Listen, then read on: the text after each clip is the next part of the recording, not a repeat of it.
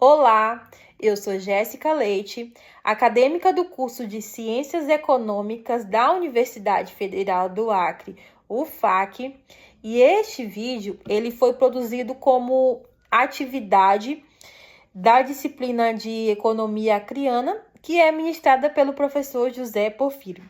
E a proposta inicial dessa atividade, ela consistia em escrever uma carta para alguém, relatando a nossa experiência de cursar essa disciplina durante o semestre. Entre tantas possibilidades de destinatário, eu escolhi direcionar esta carta ao professor. Ele conduziu nossas discussões, reflexões ao longo desse período. Este vídeo, ele parte desta carta. Então, eu optei por apresentar e transformar essas reflexões em uma verdadeira conversa. E essa proposta, eu fiz um convite, chamei o meu esposo, Ângelo, para participar desse momento. Ele não tem muito o conhecimento de todos os termos técnicos da economia, mas ele acompanhou de perto esse período, toda a minha rotina de estudos, todas as reflexões, esses momentos vivenciados dentro da economia acreana que foram surgindo ao longo dessas aulas. Então, eu acredito que trazer alguém de fora da universidade também representa uma oportunidade de mostrar como o conhecimento construído na sala de aula, ele muitas vezes ele ultrapassa esses limites acadêmicos e ele passa a fazer parte das nossas conversas do dia a dia e da nossa rotina. Então, vamos começar? Durante esses quase 2 meses, eu percebi que você sempre vinha com uma reflexão na sua mente. Às vezes era uma pergunta, às vezes era um livro que você tinha lido, às vezes era uma frase que você tinha visto na história da aula. E eu queria te perguntar, o que essa disciplina tem de diferente das outras? Me lembrei do primeiro dia de aula que o professor ele entrou na sala, né?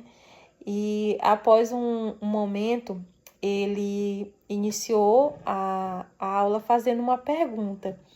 E aparentemente uma pergunta curta, né? Simples de responder, que foi o meu pensamento naquele primeiro dia, né? Mas no decorrer das aulas, né? Hoje eu tenho um pensamento, posso dizer, diferente, né? E ele disse, né? Quem é o acreano? E depois vieram outras perguntas, né? Quem somos, como pensamos, como nós interpretamos as situações do nosso cotidiano. E me recordo bem de uma dinâmica envolvendo uma mãe e uma filha. E naquele momento eu percebi mais uma vez, né, que a proposta não era descobrir quem estava certo, né? Se a mãe estava certa, se a atitude da filha estava correta, né?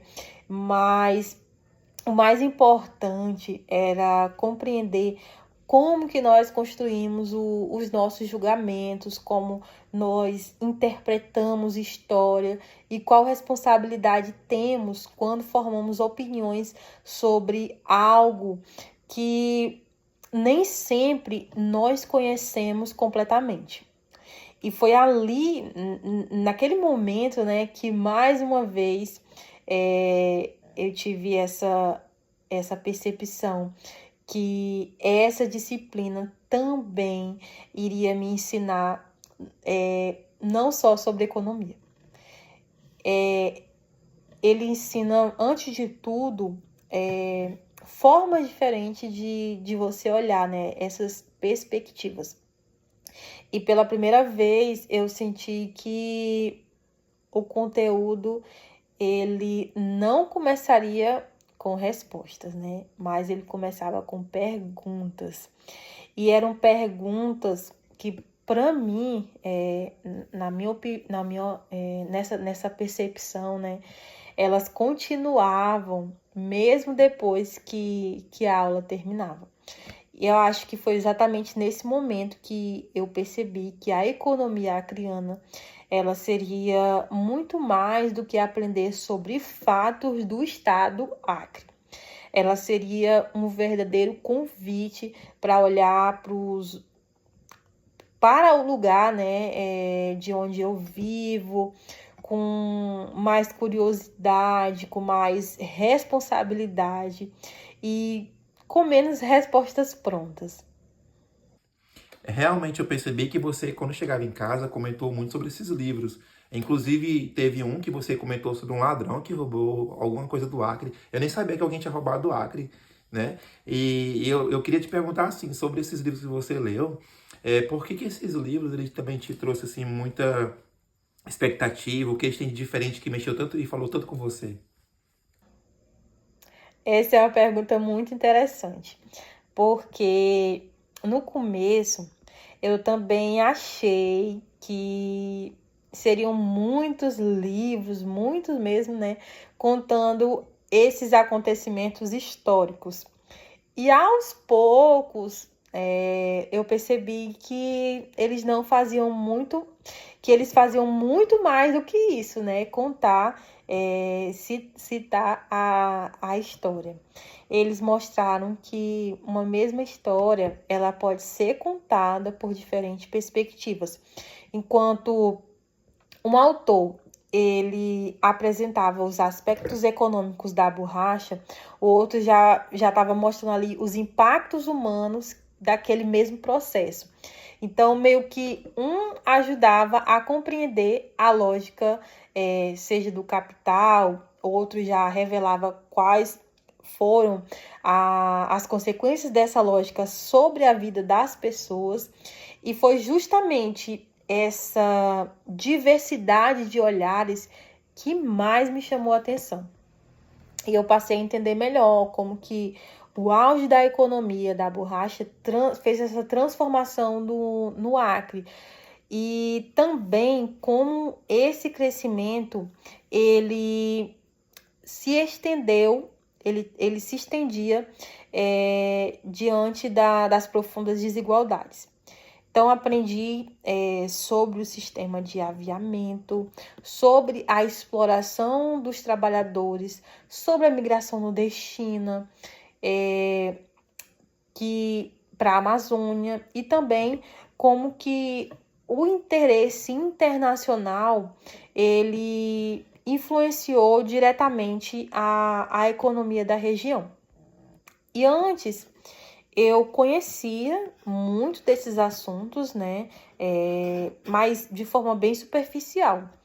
E a partir então dessas leituras que foram indicadas, de livros, de documentários, de vídeos, né?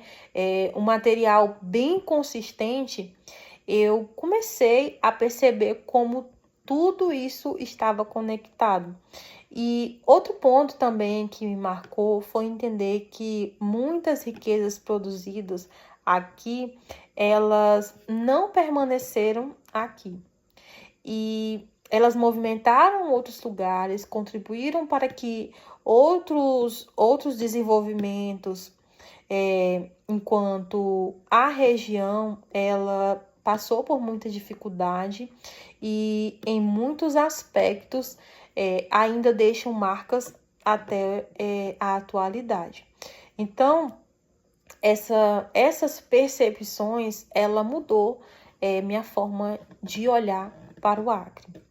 E eu passei a compreender, né, a ter um entendimento mais claro que o crescimento econômico e o desenvolvimento social, eles nem sempre caminham juntos.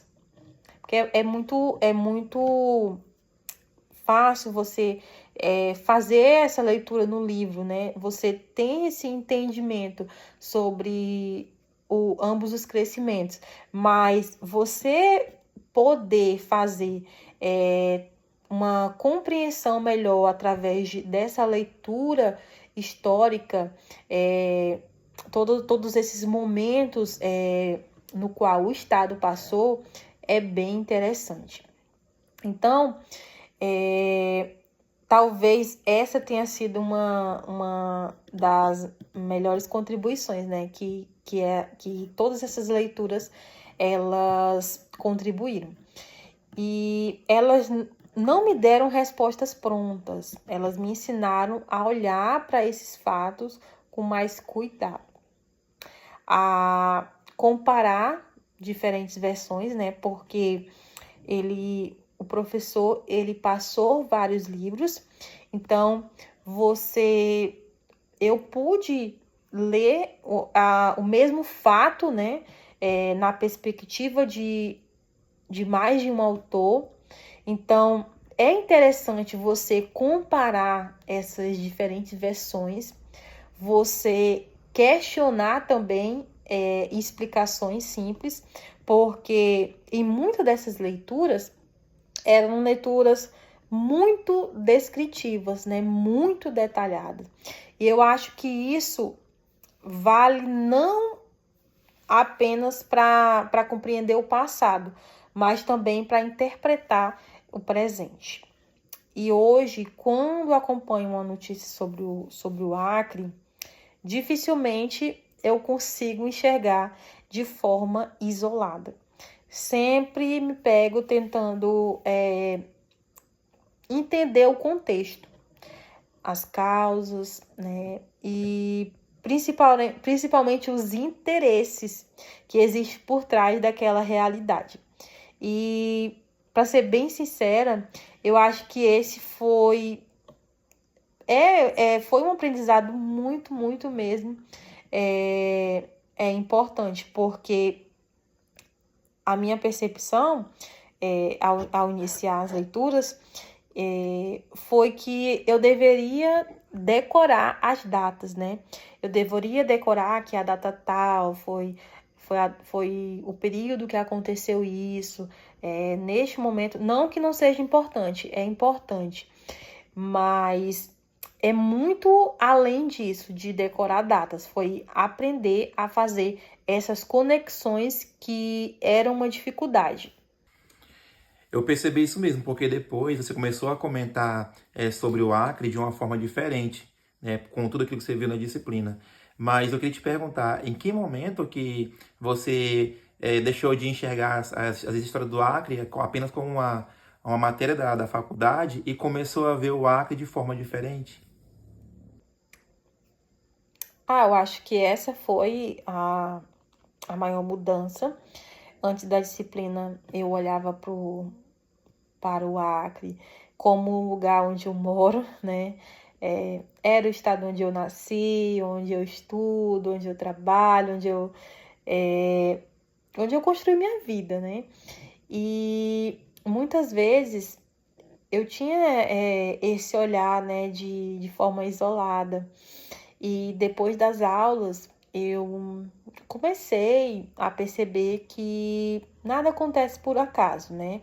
Que muitos desses desafios que ainda enfrentamos, eles possuem uma raiz histórica, econômica e também social, muito mais profunda do que eu imaginava, né?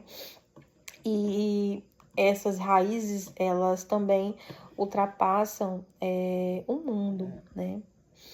E isso muda muito a forma como a gente consegue enxergar várias coisas. Hoje, quando tenho a oportunidade de acompanhar noticiários, né, sobre desenvolvimento, infraestrutura, transporte, economia, né, não é um pouco difícil você só ver a foto, né? Ler o conteúdo ali da notícia. Você começa a se perguntar, né? Você começa a fazer várias perguntas assim, chaves, né? Que são fundamentais para você ter uma compreensão melhor daquilo. Você pergunta, né? Tá, mas como que eu cheguei até aqui, né? quais foram as escolhas que foram feitas, né, para que essa história tivesse acontecendo, né? O que foi que permaneceu daquele período? Eu acho que foi justamente isso que mudou mesmo em mim e eu aprendi a compreender que o presente, ele também exige olhar para o passado. Então, como você está me falando, a borracha ela trouxe muita importância para o Acre, mas também mostra que nem sempre quem produz a riqueza se beneficia dela. No caso, aqui no Acre, eu me lembro que meus avós, eles eram da borracha, aqui no Acre tinha muitas seringueiras, né, produzia muita borracha, mas os seringueiros nem sempre eram bem recompensados financeiramente falando. Uma coisa que me incomodou foi perceber o quanto que durante, durante muitos anos, né, e o quanto que o nosso estado ele é visto foi visto, né, como um lugar de extração, né, onde foi extraído riqueza, foi extraído recursos, foi extraído a história, foi extraído vidas e nem sempre o desenvolvimento ele permaneceu dentro do próprio estado. E foi essa também uma das reflexões, né, que me acompanhou durante a leitura, que a borracha ela deixou de ser apenas um produto, ela passou a representar uma lógica, e a leitura do livro do João Antônio de Paula muito rica, me ajudou a compreender que a economia da borracha ela não pode ser analisada apenas pelos números ou pelo crescimento, né, que esse item ele proporcionou, que a floresta ela abastecia um mercado internacional que estava naquele período em expansão, movimentava a indústria e colocava a Amazônia no centro dos interesses econômicos mundiais. Mas, ao mesmo tempo, grande parte dessas decisões, dos investimentos, dos lucros também, eles seguiram para outro caminho. E foi impossível não pensar que produzir riquezas nem sempre significa permanecer com elas.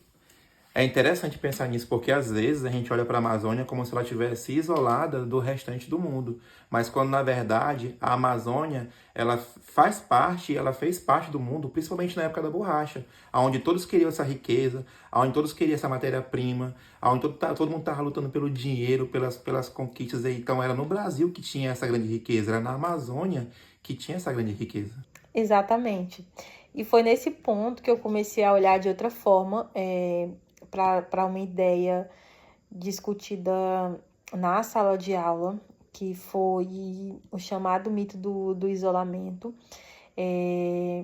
Tinha essa visão de que o Acre era uma região distante, afastada, né, com grandes acontecimentos mundiais, mas as leituras elas quebram todo esses pensamentos, né, esses estereótipos que são inseridos até em nós mesmos, a criando. E a leitura, porque a leitura ela vai mostrar justamente o contrário. Ela mostra que o Acre nunca esteve isolado, né? Sempre teve uma conexão com o mundo. A diferença é que muitas vezes essa conexão ela aconteceu principalmente para atender interesses externos e não necessariamente responder às próprias necessidades de quem vivia aqui. E talvez seja uma das maiores contradições da nossa história, que durante muitas décadas o mundo ele precisou da Amazônia, mas foi uma pergunta assim que quando eu concluí a leitura do livro do Joe Jackson, O Ladrão do Fim do Mundo, foi uma pergunta que eu fiquei, né, comigo. Tá, o mundo precisou da Amazônia, mas será que na mesma intensidade se preocupou com a Amazônia? Então, a grande reflexão não está no que aconteceu no passado, mas em perceber que novas estruturas podem continuar existindo, mesmo com novas aparências. Mas a Amazônia, ela é protagonista da própria história dela, né? E foi nesse sentido que o Henry Wickham, ele deixou de ser, para mim, apenas um homem que levou as sementes de seringueiras para fora do Brasil. A história dele passa a representar uma lógica que parece continuar existindo ao longo do tempo. Então, foi uma coisa que eu fiz questão de citar, né? No vídeo anterior, na carta e neste também, é que mudam os produtos, mudam as tecnologias, mudam os discursos, mas continuam surgindo novas formas de retirar riquezas de determinados lugares, sem que esse desenvolvimento permaneça da mesma maneira para quem vive ali naquele local. Enquanto eu lia, teve alguns momentos, né, que foi uma reflexão também que, ao concluir a leitura do livro, eu fiquei pensando, né, que talvez os Henrys, eles nunca tenham desaparecido completamente, né? Eles sempre aparecem, eles sempre estão ali preparados, né? E eles atuam, só que eles vão atuando de outras formas. Eu acho interessante essa forma de olhar, porque quando a gente ouve falar disso, a gente percebe que não se trata somente de dinheiro, né, de conquistas econômicas, de posses, mas a gente também vê que as pessoas que estavam envolvidas, né, nessa conquista da borracha, elas sofreram grandes consequências, né, inclusive os seringueiros, que foram os mais afetados com a busca pela riqueza.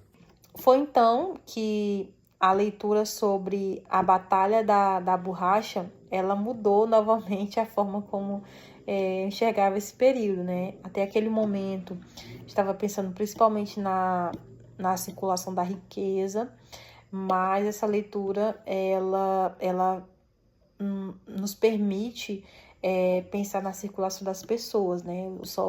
Os famosos soldados da borracha, que foram homens, né, que deixaram a sua localidade, no caso o Nordeste, e passaram a carregar ali as expectativas.